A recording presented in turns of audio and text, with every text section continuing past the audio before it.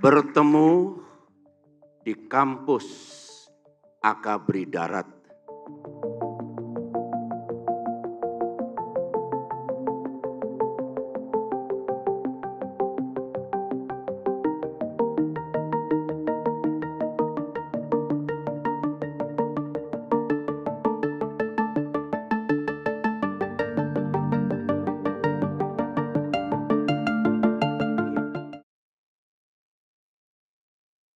Saya bertemu dan mengenal Bapak Prabowo Subianto pada tahun 1970. Ulangi, betul. Bulan Januari pada tahun 1970, 53 tahun yang lalu. Bertemu di kampus Akabri Darat, sekarang Akademi Militer di Lembah Tidar.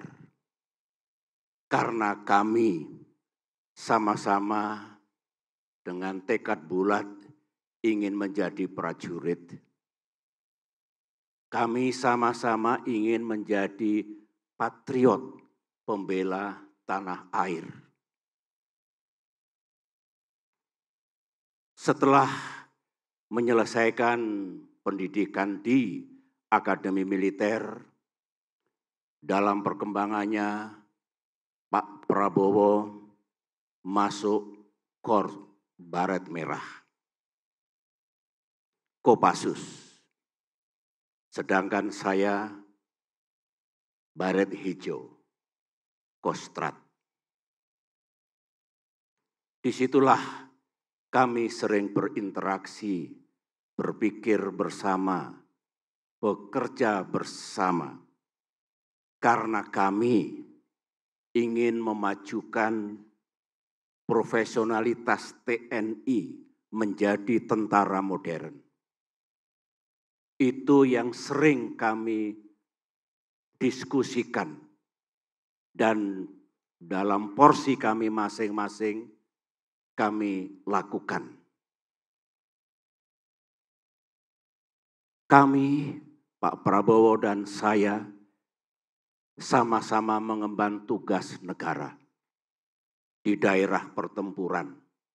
Waktu itu kita harus menjunjung sang merah putih di medan Timor Timur. Sebagai perwira Baret Merah, Pak Prabowo sering bertugas di sana. Saya juga mengemban tugas hampir 5 tahun di Timor Timur dalam 3 kali penugasan. Setelah itu, saya ingat pada tahun 1994, Pak Prabowo dan saya sama-sama berpangkat kolonel, mendapatkan tugas untuk berkunjung ke Singapura. Di sela-sela kegiatan resmi kami berdua, pakaian olahraga, celana pendek olahraga, berlari atau jogging di Singapura. Yang kami bicarakan tetap bagaimana TNI kita makin maju, makin kuat, dan makin mampu menjaga kedaulatan dan keutuhan NKRI. Tekad dan pikiran 2 kolonel waktu itu.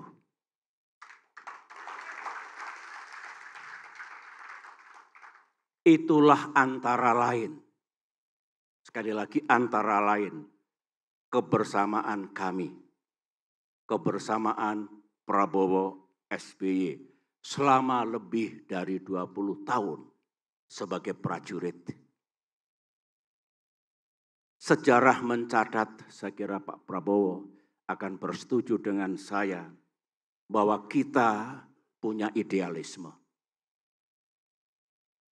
Kita dengan segala keterbatasan yang kita miliki, juga melakukan kiprah dan aksi nyata dalam ikut memajukan TNI yang kita cintai dan kita banggakan.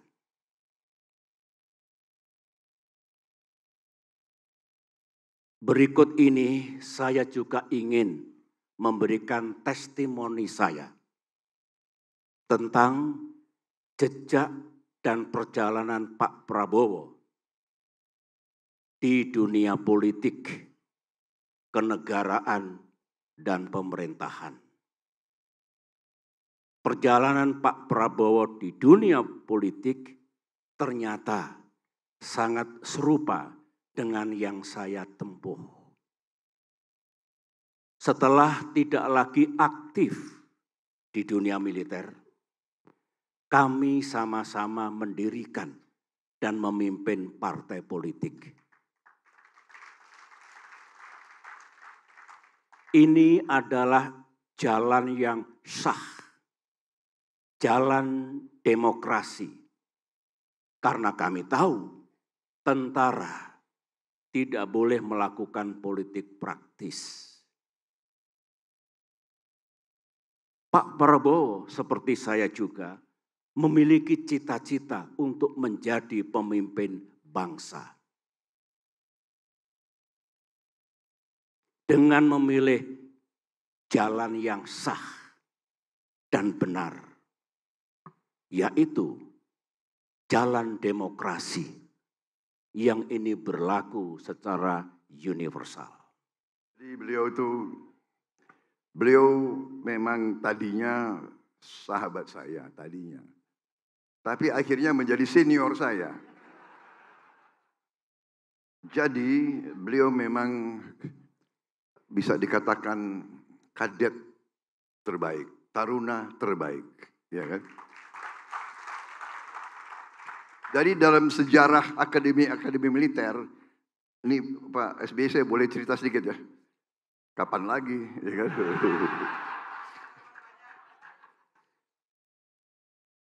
Salah sendiri yang undang saya di sini. Ada kopi lagi di sini. Jadi dalam sejarah akademi militer, ya kan? Ini sejarah West Point, mana-mana ratusan tahun dipelajari.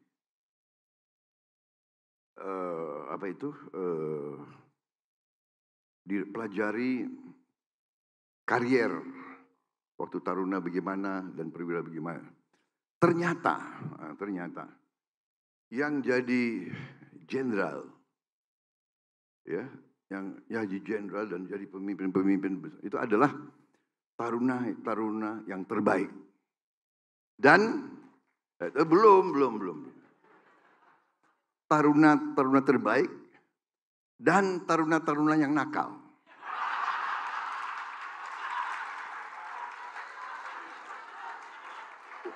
Ini benar ini, ada referensinya ada, nggak ngarang saya, benar ini. Jadi ini yang naik, yang di tengah-tengah ya, yang baik. Tapi kenapa? Rupanya di riset. Karena ini yang terbaik tentunya karena dia kerja keras, belajar keras. Ini memang nakal. Tapi yang nakal ini penuh inisiatif. Alias akalnya banyak.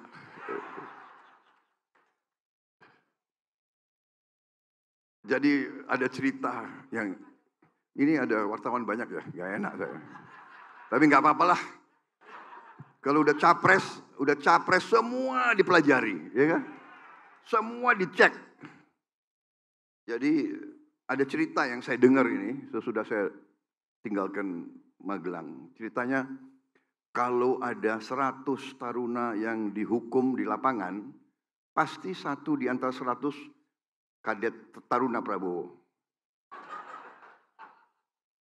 Kalau ada 30 taruna yang dihukum di lapangan, salah satu dari 30 pasti ada taruna Prabowo.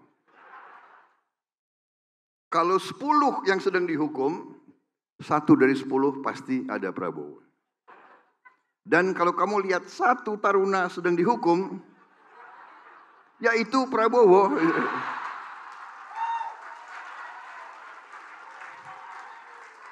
Itu cerita turun-temurun saya dengar itu. Waduh. Suatu saat saya dengar cerita itu dan saya kembali ke Magelang. Kumpul semua taruna, semua pelatih, guru, dosen. Dan saya ulangi cerita ini. Saya bilang, oke, itu benar dulu. Tapi sekarang saya kembali sebagai Menteri Pertahanan Republik Indonesia.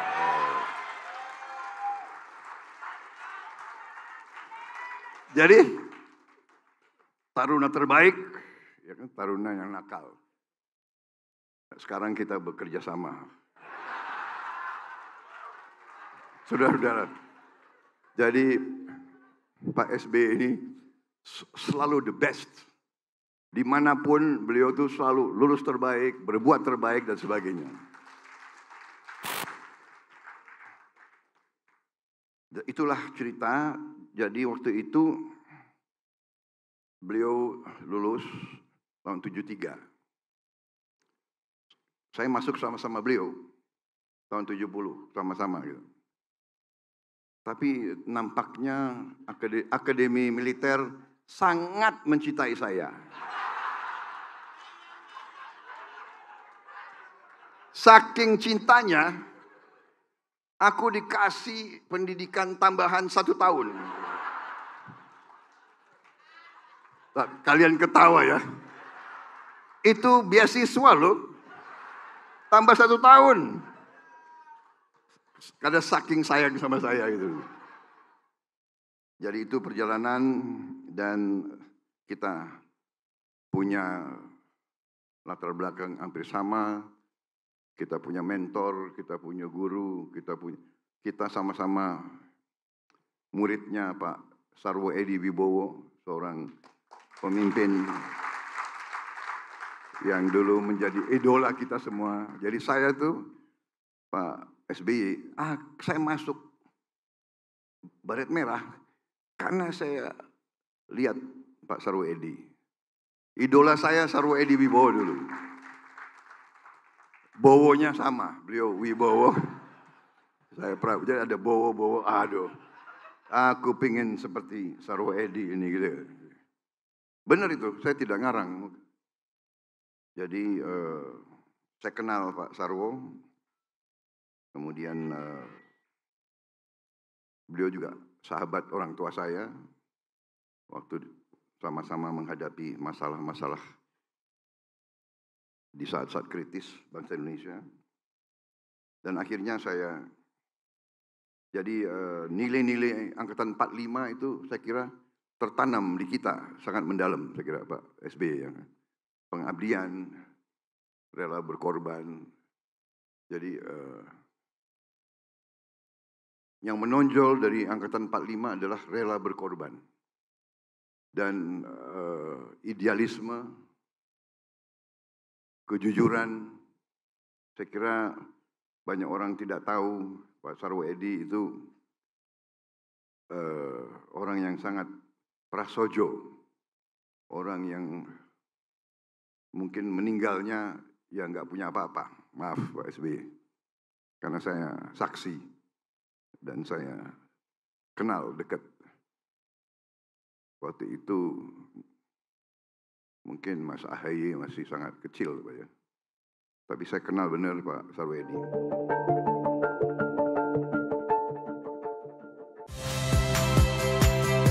Saya Magister Tarigan. Saksikan program-program Kompas TV melalui siaran digital, pay TV, dan media streaming lainnya. Kompas TV, independen, terpercaya.